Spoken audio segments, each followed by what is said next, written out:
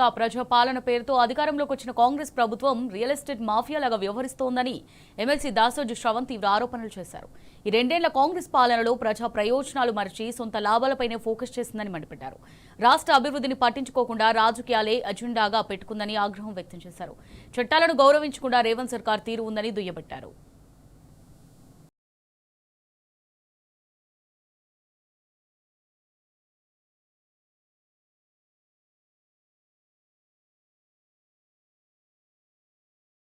దేశం గర్వించదగ్గ నేత మాజీ ప్రధాని పివి నరసింహారావు తీసుకొచ్చిన ల్యాండ్ సీలింగ్ చట్టాన్ని, రాజీవ్ గాంధీ ప్రవేశపెట్టిన చట్టాలను ఉద్దేశపూర్వకంగా రేవంత్ ప్రభుత్వం నీరుగార్చేలా వ్యవహరిస్తోందని ఎమ్మెల్సీ దాసోజు శ్రవణ్ విమర్శించారు.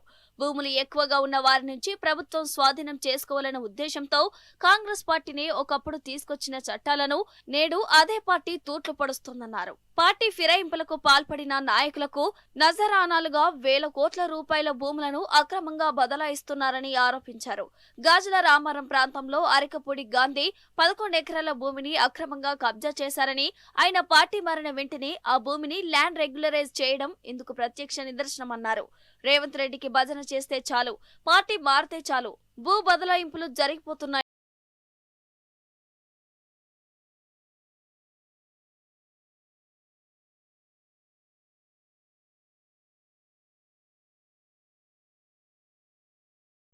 షేరిలింగంపల్లి నియోజకవర్గం గాజుల రామారం పరిధిలోని సర్వే నెంబర్ 307లో మొత్తం 411 ఎకరాల భూమి ఉండగా అందులో 317 ఎకరాలను ల్యాండ్ సీలింగ్ చట్టం కింద రాష్ట్ర ప్రభుత్వం స్వాధీనం చేసుకుందని తెలిపారు. ల్యాండ్ సీలింగ్ కిందకి వచ్చే భూములపై అక్రమ కార్యకలాపాలు జరుగుతున్నాయని ఆరోపించారు.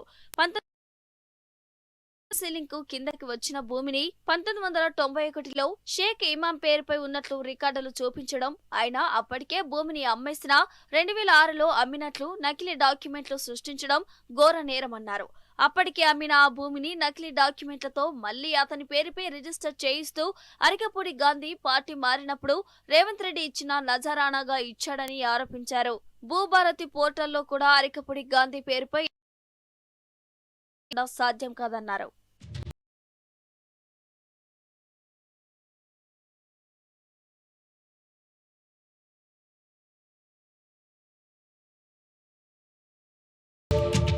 కాంగ్రెస్ ప్రభుత్వం చేస్తున్న ఈ అక్రమ భూదందాపై ఎమ్మెల్యే మాధవరం కృష్ణారావు బాధ్యత గల ప్రజాప్రతినిధిగా పలు శాఖలకు ఫిర్యాదు చేశారని, తాను కూడా హైడ్రా కమిషనర్ ను కలిసి ఫిర్యాదు ఇవ్వగా రేపే చర్యలు తీసుకుంటామని చెప్పి మరుసటి రోజే అక్కడ అక్రమ బౌండరీలు వేసినట్లు చెప్పారు. కబ్జాదారులను, దొంగలను అరికట్టకపోతే దేశాన్ని ఎవరు కాపాడలేరన్నారు.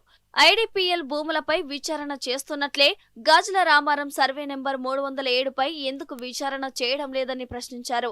రాజీవ్ గాంధీ, పివి నరసింహారావు తెచ్చిన చట్టాలను రేవంత్ నాశనం చేశారని దాసోజు శ్రవణ్ విమర్శించారు. ల్యాండ్ సీలింగ్ చట్టం కింద ఉన్న భూముల్లో జరుగుతున్న అన్ని కార్యకలాపాలను వెంటనే ఆపాలని డిమాండ్ చేశారు.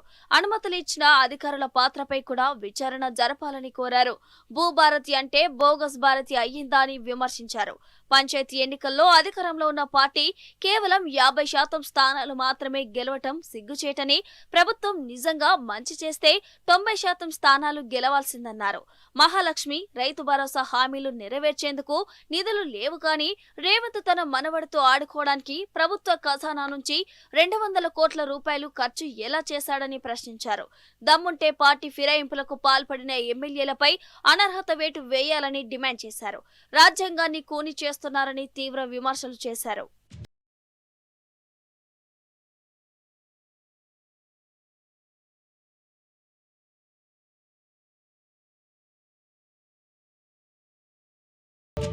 మోదీని బడేబాయ్ అన్న నాయకుడు రేవంత్ తప్ప దేశంలో మరొకరు లేరన్నారు ఎమ్మెల్సీ దాసోజు శ్రవణ్. మోదీని రాహుల్ గాంధీ చౌకీదార్ అంటే రేవంత్ మాత్రం బడేబాయ్ అంటారని ఎద్దేవా చేశారు. రేవంత్ రెడ్డి, బీజేపీ రెండు ఒకటేనని ఆరోపించారు. బీజేపీ మీడియా సమావేశాల్లో కూడా రేవంత్ రెడ్డిపై 10% విమర్శలు చేయడం లేదని, ఒకవేళ చేస్తే తాను ముక్కు నేలకు రాసిపోతానని అన్నారు.